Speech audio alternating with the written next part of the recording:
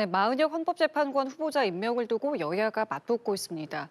민주당은 모레까지 마 후보자를 임명하지 않을 경우에 중대 결심을 하겠다고 밝혔고, 국민의힘은 행정부 전복을 목적으로 국무위원 탄핵을 예고했다면서 내란 자백이라고 강하게 비판을 하고 있는데요. 오늘 두 분 모시고 전국 상황 짚어보도록 하겠습니다. 최수영 정치평론가, 김진욱 전 민주당 대변인 두 분 나오셨습니다. 어서 오십시오. 예, 먼저 추경 이야기부터 해보겠습니다. 정부가 추경을 추진하겠다, 여야의 협조가 필요하다라고 오늘 이야기를 했습니다. 산불을 비롯해서 이제 당장 필요한 현안에 대해서 좀 해결을 하자라는 것인데요. 협조가 필요합니다. 당장 산불과 관련해서도 예비비 관련해서 여야 목소리가 굉장히 좀 많았는데 어떻게 좀 협조가 이루어질 수 있겠습니까? 협조를 당연히 할 수밖에 없고 또 해야 된다고 생각합니다. 그러나 이번 추경에 관련돼서는 좀 많이 좀 부족함이 있다라는 생각을 할 수밖에 없고요. 이번 추경은 뭐 한마디로 말씀드리면 만시지탄이다. 너무 늦었다라는 생각이 듭니다. 지난 수개월 전부터 민주당이 지금의 어려워진 민생 경제 회복을 위해서 또 그리고 이 국가의 성장 동력을 또 마중물 역할을 할 필요성이 있기 때문에 추경을 제안했었고 그런 필요성을 수차례 강조했음에도 불구하고 정부가 이제서야 추경을 준비하겠다라고 얘기한 부분 너무 늦었다는 생각이 들고요. 그 규모 면에서도 10조 원 가지고 과연 지금의 이 어려워진 민생 경제를 회복하는데 특히 이 산불 그 재난에 대한 이 그 회복력을 가질 수 있을까 하는 부분에 있어서는 많이 부족하다. 저희 민주당에서는 최소 30조 원 이상의 이 규모가 필요하다라고 익히부터 말씀을 좀 드려왔는데 그런 부분들이 너무 좀 준비가 부족한 게 아닌가. 정부가 이제서야 저희 여야가 동의를 한다면 편성하고 제출하겠다고 얘기를 하는데 이미 이런 준비가 되어 있었어야 되는 것이 아닌가. 그런 면에서 정부가 해야 할 일을 갖다가 너무 방기하고 있었다. 정부가 너무 무능력하게 대처하고 있었던 것이 아니냐 이런 말씀을 좀 드릴 수밖에 없고요.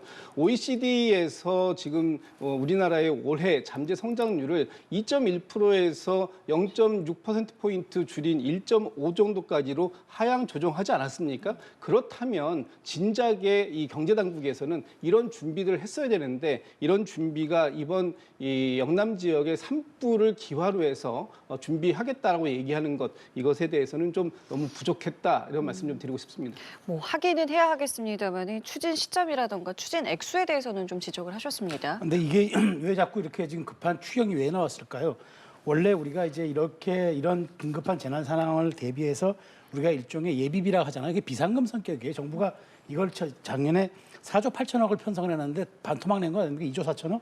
근데 이제 지금 제가 알기로는 여기에 지금 목적 예비비, 그러니까 용처가 정해진 게 2조, 그러니까 1조 6천억이 있어가지고 1조 6천억은 손을 대기가 어려워요. 왜냐하면 이거는 쓰여진 게 있는 거고. 그러다 보니까 지금 가용해서 쓸 수 있는 일반 예비비, 그러니까 목적 없이 쓸 수 있는 일반 예비비가 8천억밖에 안 되니까 지금 10조 얘기 나오는 건 왜냐하면 지금 2002년도 강원도 산불 났을 때 그때 급하게 들어간 그 비용이 6천억 원 들어갔거든요. 근데 지금 산불 규모가 그때보다 훨씬 커요. 그렇기 때문에 그거 가지고 턱도 없기 때문에 그리고 이제 여기에 따른 경제 상황을 또 부양시켜야 하니까 최상목 부총리는 여기에다 얹어서 10조를 얘기한 건데 저는 어쨌든 아직까지 세부 산정은 되지 않았습니다만은 이게 재난 예비비 플러스 그다음에 여기에다가 이제 경기회복 지원금 등등 이제 이 모든 것이 총합한 것 같은데 어찌됐건 저는 이 부분은 정치권이 도와줘야 된다고 생각합니다. 정부가 10조 제안했으면은 빨리 여기 예산 항목 들여다보고 지금 긴급하게 갈 수 있는 돈이 부처까지 다 부처 예비비까지 다 가져와도 1조가 안 된다고 그래요. 그렇기 때문에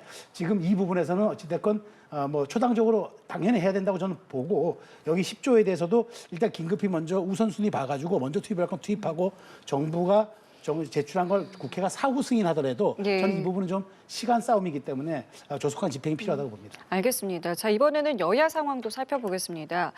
민주당이 4월 1일까지 마은혁 헌법재판관 임명하지 않으면 한덕수 대행에 대해서 중대 결심을 할 것 이라고 했습니다. 4월 1일이 모레거든요. 이틀 뒤까지 임명을 하라는 건데 중대 결심이 정확히 뭔지는 말을 안 했습니다. 뭐 탄핵이라고 생각을 하면 되겠습니까? 뭐 그것도 포함시켜서 지금 당에서는 최대한 그 마은혁 재판관 후보자의 임명을 한덕수 권한대행께서 할 수 있도록 그렇게 지금 촉구드리고 있는 겁니다. 지금 한덕수 권한대행께서 지금 탄핵에서 복귀하신 지도 일주일 지났고요.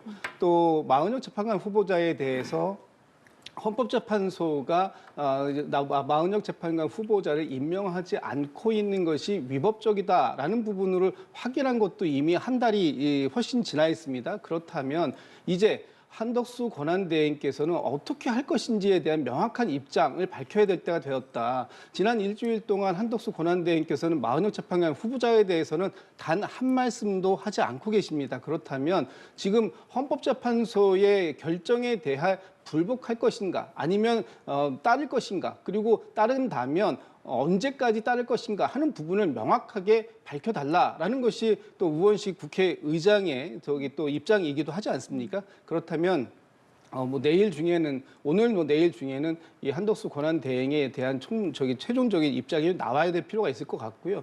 지금의 이런 위헌적인 상황들을 지속적으로 방기하는 것, 방치하는 것 이것은 결과적으로 보면 12.3 비상계엄의 연속이다라고 볼 수밖에 없는 것 같습니다. 그렇다면 빠르게 국가의 헌정 질서를 회복하기 위해서라도 이 부분은 반드시 짚고 넘어가야 될 부분이고 또 책임을 다하지 않는 부분이 있다면 반드시 그에 대해 합당한 책임을 묻겠다 하는 것이 민주당의 입장입니다.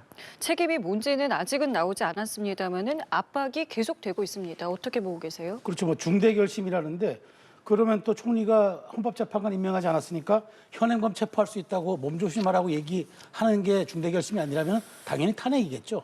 저는 탄핵할 것 같은데 자 근데 탄핵 사유를 한번 보고 싶어요.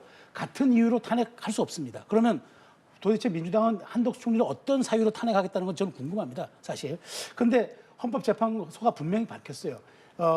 기관 간 권한쟁의에서 국회가 추천한 것을 임명 안 한 건 분명히 위헌이지만 그렇다고 우리가 시기를 특정할 수도 임명을 강제할 수도 없다라고 분명히 선고문에 밝혔습니다. 그런데 이게 다시 돌아온 지 지금 일주일밖에 안 됐는데 다시 총리를 또 탄핵하겠다고요?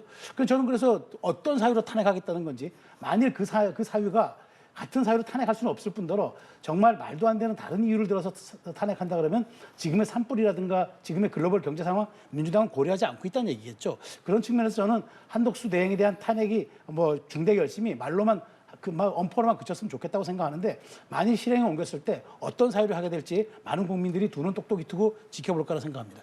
한덕수 대행이 혹시라도 그 침묵을 좀 깰 가능성, 그러니까 뭐 임명까지는 아니더라도 말씀하신 것처럼 뭐 입장이라도 내놓을 가능성도 있다고 보십니까? 근데 지금 뭐 그 헌법재판관 임명이 민주당 입장에서 그렇게 중요하지만 지금 한덕수 대행 입장에서는 그렇게 중요할까요? 당면한 과제가 많고 지금 다시 돌아온 지 일주일밖에 안 되는 정부 수반으로서 그다음에 대통령 권한 대행으로서 지금 처리해야 할 산적한 과제들이 한두 개가 아닌데 지금 마은혁 재판관 8인 체제에서 가고 있고 4월 18일 전에만 선고 나면 됩니다. 그런데 왜 이렇게 서두르고 왜 이렇게 압박하는 건지 저는 이해를 할 수 없어요. 그러니까 민주당 입맛에 맞는 판결 유도하지 않으면은 이건 헌재가 있어서는 안 된다라고 민주당이 판단하는 것 같은데 그거야말로 헌정 유린 아닙니까? 민주당 초선들 사이에서는 또 이런 이야기도 있었죠. 권한 대행직을 승계하는 다른 국무위원들도 만약에 마 후보자를 임명하지 않으면 연쇄 탄핵하겠다 이런 방안들에 대한 거론이 지금 나오고 있으니까 말씀하신 것처럼 국민의힘에서는 왜 민생이나 경제 지금 생각 안 하냐 이거 내란을 자백하는 거다 국헌 문란이다 이렇게 비판을 또 하고 있습니다. 글쎄요, 국민의힘에서 과연 그런 말씀을 할 자격이 될까라는 생각이 듭니다.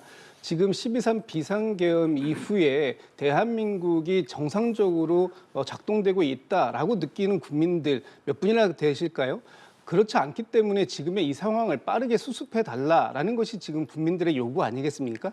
국민들께서는 이제는 일상으로 돌아가고 싶다. 그리고 이제는 더 이상 불안에 떨고 싶지 않다라는 말씀을 하고 계시는 건데 지금 민주당에서 마은혁 재판관 후보자에 대한 임명을 요구하는 것, 이것은 헌법을 지키라는 것입니다. 지금 12.3 비상계엄을 그 헌법에서 규정하고 있는 그런 방식이 아닌 반헌법적인 방식으로 이루어졌기 때문에 지금의 윤석열 대통령이 내란 우두머리죄 형목으로 지금 이 재판에 넘겨져 있는 것 아닙니까? 지금의 이런 상황들을 과연 국민의힘이 어떻게 인식하고 있는지 이번 사안을 가지고 정확하게 알 수 있다.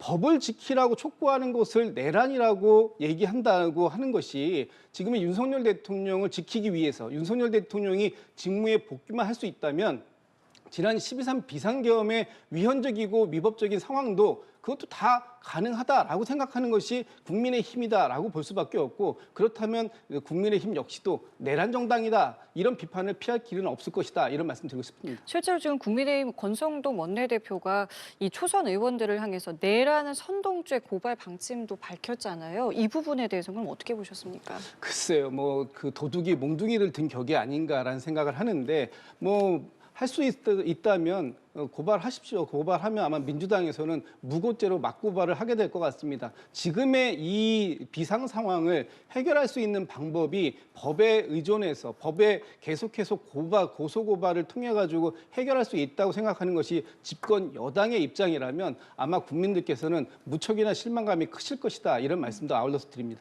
실제로 이 권성동 원내대표가 말한 내란 선동죄로 고발을 하면 민주당 초선 의원들은 우리도 무고죄로 고발하겠다라고 이제 바로 반격을 했는데요. 그러니까 권성동 원내대표가 지금 이 내란 선동죄 카드를 꺼내든 것에 대해서는 어떻게 보십니까? 그 민주당이 윤석열 대통령 탄핵할 때 뭐라고 했습니까? 그 국회로 군대를 집어넣은 거, 그것이 이제 위헌이고 헌정 질서 중단이고 문란이라고 그랬잖아요. 근데 지금 우리 법에 국무회의는 10인 이상으로 운영하도록 돼 있습니다. 국무회의가 마지막까지 우리나라의 마지막 의사결정을 가진 최고의 심의기구입니다. 결정기구고요. 그런데 거기를 무력화시키려고 줄 탄핵을 해서 10명 이하로 다 떨어뜨려서 아예 이 말하자면 국무위원들을 다 탄핵시킨 다음에 거기를 공속으로 둬가지고 심의 의결권을 압박해서 못하게 한 다음에 그다음에 국회가 만든 법을 시간이 지나면 자동적으로 공포하게끔 하겠다? 이게 바로 헌정문란이지. 이게 헌정문란이 아니면 뭡니까? 그렇게 상권 분립으로 법으로 규정해 놓은 거를 저렇게 의회의 힘으로 무력화시키고 그다음에 정말 국무회의를 공중분해 시킨다는데 그게 위헌이 아니고 그게 헌정질서 중단 문란이 아니고 내란 선동이 아니면 뭐겠습니까? 더더군다나 민주당 의원들이 김어준 씨 방송에 출연해가지고 얘기하니까 김어준 씨가 여기에 대해서 이런 걸 왜 검토 안 하느냐고 얘기하니까 그다음에 바로 반응이 나와요. 이런 측면에서 저는 권성동 원내대표가 글쎄요, 내란 선동죄라는 게 과연 저는 적법한지 모르겠으나 충분히 민주당의 그런 행태에 대해서 법으로 한번 그럼 우리가 의석수로 안 되니까 법으로 심판받아보자 이렇게 할 수 있는 것 아니겠습니까? 그런 측면에서 저는 그렇게 얘기합니다. 이걸 뭐 무고로 받아주는 것도 좋지만 과연 그러면 민주당이 이렇게 힘으로 밀어붙여서 국무회의까지 없애겠다고 하는 게 이게 과연 국민들이 받아들일 수 있을까요? 아니 국가의 최고 의사결정 기구를 그렇게 무력화시키고 아예 보내버리면 어떡하겠다는 얘기입니까? 저는 그걸 좀 되묻고 싶습니다. 알겠습니다. 자, 그리고 조금 전에 최평원님께서도 이야기를 했습니다만 28일에는 이제 2명의 헌법재판관의 임기가 끝납니다. 근데 지금 이 선고 날짜가 계속 늦어지다 보니까 혹시라도 28일까지 결론이 나지 않을 수도 있다라는 관측이 나오면서 민주당에서는 만약에 이때까지 선고가 안 나면 이들의 임기를 연장하는 법 개정도 해보겠다라는 의견이 나오고 있는데 이게 물론 지금 가정을 더한 겁니다만은 실제 추진 가능성도 있다고 보면 되겠습니까? 지금 당내에서는 일부 의원들께서는 지금의 이 헌법재판소의 기능이 중지되지 않도록 하기 위해서 어떤 그 조치가 필요한 거 아니냐. 그래서 4월 18일 날 문영배 이민선 두 분의 재판관이 하는 상황이 오면 6명의 상황 속에서는 뭐 심리는 가능해도 결정을 내리기가 어렵다라는 그런 부분들 때문에라도 어떻게 보면은 이분들이 후임자가 결정될 때까지 임기를 계속해서 진행하고 그 과정들 속에서 헌법재판소의 기능이 중단되는 상황이 발생되지 않도록 하는 예비적인 조치가 필요한 것 아니냐라는 말씀을 하시고 계시고 그것을 실제로 법안으로 준비하는 분들도 계신 걸 알고 있습니다. 다만 아직까지 이 부분이 뭐 당에서 당론으로 추진하는 그런 법안이 아니기 때문에 앞으로 국회에서의 뭐 논의 절차가 필요해 보입니다만 그 전에 가장 중요한 것은 헌법재판소가 지금의 이 대통령의 탄핵 심판에 대해서 빠르게 결정을 해주는 것, 이것이 지금의 더 이상의 혼란을 막는 최고 빠른 좋은 길 아니겠습니까? 지난 12월 달에 헌법재판소에서 윤석열 대통령의 탄핵 심판을 중대성, 시급성을 따져서 가장 최우선으로 판단하겠다라고 말씀하신 그 원칙은 어디로 간 것입니까? 지금 석 달이 넘도록 아직까지도 그런 부분들이 해결되지 않고 있다는 것 때문에 국민들이 여전히 헌법재판소의 기대감과 그 어떤 바람을 갖고 있는데 이 부분에 대해서 헌법재판소가 이제는 답을 좀 하실 때가 되었다라는 말씀 하나 드리고요. 지금 그 한덕수 권한대행께서 뭐 계속해서 이 마은영 재판관 후보자를 임명하지 않고 있는 이유가 혹여나 만약에 이 4월 18일 날 두 분의 재판관이 그 퇴임을 하시고 나면 헌법재판소가 완전히 무력화되는 식무 상태가 되기 때문에 그 이후에 장기적으로 권한 대행을 하려고 하는 거 아니냐 이런 오해까지 지금 세간에서는 나오고 있는 상황이라면 더 이상의 더 큰 오해를 불러일으키기 전에 한덕수 권한 대행께서도 빠르게 마은영 재판관 후보자를 임명하는 것이 이것이 순리다 이런 말씀도 좀 드립니다. 그러니까 예비적인 조치 차원에서의 움직임이라는 것인데 이런 의견에 대해서 어떻게 생각하시고 선고에 대해서는 또 어떤 의견 갖고 계세요? 그러니까 왜 예비적인 방법을 미리 생각하죠? 18일 날 만일 두 분이 저도 18일 전에 빨리 결론 내리는 게 맞다고 봐요. 저도 선고를 빨리 내려주는 게 맞다고 보는데 예. 정 의견이 갈려서 안 되면은 18일 이후로 가면은 우리가 지금 180일로 헌재가를 규정하지 않았습니까? 6월 달까지 하면 됩니다. 자, 그리고 3명의 재판관이 현재 공석이잖아요. 그러면 2명의 재판관이 퇴임하면 대통령 몫이니까 여야가 합의해서 2명을 그러면 한덕수 권한대행이 임명하는 것으로 합의하고 여야 합의 때문에 지금 마은혁 재판관을 임명하지 않으니까 그럼 마은혁 재판관 외에 여야가 합의할 수 있는 사람을 올려서 민주당이 해서 3인 체제를 다시 한다면은 9인 체제로 원상복귀 됩니다. 그렇게 다시 심의해서 180일 6월 중순 이전에 끝내면 됩니다. 그런데 이 나가는 사람들 6년으로 딱 우리 헌법에 제한되어 있는 사람들을 임기를 인위적으로 연장해서 이 사람들을 끌어서 결국에 선고를 인용으로 끌어보겠다? 민주당이 이건 헌정 질서를 또 유린하는 거고 헌법재판소를 농락하는 거죠. 자신들의 마음에 드는 결과가 나올 때까지 오직 문영배 이미선 재판관은 헌법재판소에 있어줘야 한다? 이런 궤변이 어디 있습니까? 그래서 저는 이 법은 당연히 하기도 어렵겠지만 한다 그래도 저는 한덕수 권한대행이 당연히 거부권을 행사할 것으로 생각하고 있습니다. 그 두 분 말씀은 그렇기 때문에 어쨌든 18일 전에는 좀 나왔으면 한다라는 말씀에는 이제 의견이 동일하신데 언제쯤 예상하세요? 선거에 대해서요? 그래서 지금 상황에서 그 헌법재판소의 어떤 일정을 알 수 있는 사람은 아무도 없을 것 같고요. 예. 다만 저희가 말씀을 드린다면 이번 주에는 이제 한덕수 권한대행께서도 빠르게 마은혁 재판관 후보자를 임명하고 헌법재판소 또한 이번 주 중에는 선고 기일을 분명하게 정하고 못 정한다면 왜 못 정하고 있는 것인가에 대해서도 국민들에게 좀 설명을 해주실 수 있는 그런 자리가 있어야 된다라는 생각이 듭니다. 이번 주에 반드시 그 윤석열 대통령에 대한 탄핵 심판이 이루어져서 더 이상 국민들이 불필요한 사회적 갈등과 사회적 비용을 낭비하는 이런 상황들을 좀 해소하고 헌정 질서를 빠르게 회복할 수 있도록 이 헌법재판관들께서 역사의식과 또 소명의식을 좀 발휘해 주시길 다시 한번 좀 부탁드립니다. 이번 주에는 해야 된다. 그게 아니라면 최소한의 설명이라도 필요하다라는 말씀이십니다. 네, 그러니까 저도 동의하는 지점은요. 4월 2일 수요일이 그 재보궐선거 예. 날입니다. 그러니까 그날은 헌재 판결이 어떤 식으로든 영향을 끼칠 수 있으니까 그날까지는 저는 못 낼 수 있다고 봐요. 그러면은 4월 3일이죠. 목요일 날 헌재가 예고를 해줘야 합니다. 헌재가 예고를 해서 다음 주 월요일, 그러니까 8일에서 13일 사이 언젠가는 이걸 내겠다고 적시하고 저는 13일을 넘기지 않아야 된다고 생각합니다. 그러면 그 다다음 주, 그러니까 말하자면 18일 선고, 그러니까 퇴임 있는 날과 겹치기 때문에 저는 8일에서 13일 사이, 그러니까 다음 주죠. 그러니까 돌아온 다음 선고주를 주. 빼는 주예요. 그러니까 선고주를 빼고 그 다음 주에는 최소한 해줘야 한다. 그래서 그것을 예고하는 거는 다음 주에는 분명히 이번 주에는 선고 예고가 반드시 있어야 한다. 저는 그 말씀 드리겠습니다. 알겠습니다. 두 분 말씀 오늘은 여기까지 함께하겠습니다. 지금까지 최수영 정치평론가 김진욱 전 민주당 대변인과 함께했습니다. 두 분 감사합니다.